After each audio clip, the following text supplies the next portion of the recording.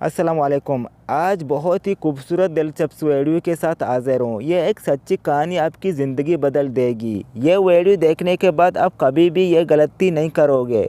जी दोस्तों, कहानी इस तरह शुरू होता है। एक मियाँ बीवी बहुत ही खूबसूरत ज़िंदगी गुजार रहे होते हैं। शौहर बहुत ही अमीर और बिजनेसमैन था। बहुत ही खूबसूरत घर और बहुत सारे कारोबार थे, मगर बहुत ही कंजूस था। मगर बीवी नेक और बहुत ही सकी थी।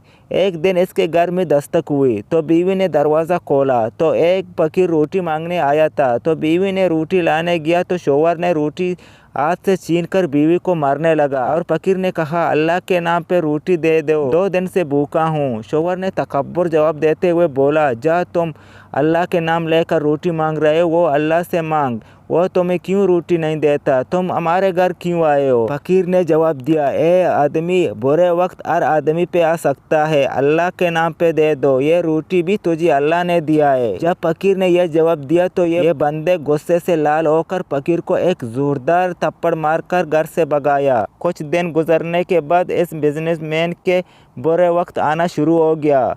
बिजनेसमैन को नुकसान होना शुरू हो गया। इतना नुकसान हो गया कि इसको घर भेजने पर मजबूर हो गया और अब बीवी को भी संभालना मुश्किल हो गया और बीवी को तलाक दे दिया। खुद रोड पर आ गया। बीवी अपने वापस घर चली गई। खुद रात को रोड पर सोता और दिन में भीख मांगकर गुजारा करता। अचानक एक दिन इसके अपने पुराने घर जाकर दस्तक दिया और भीख मांगने के इरादे से जब दस्तक दिया तो दरवाज़ा खोला गया तो क्या देखता है, अपनी माजी बीवी और इसके शौहर। कौन था? वही फ़कीर जो थप्पड़ मारकर भगाया था।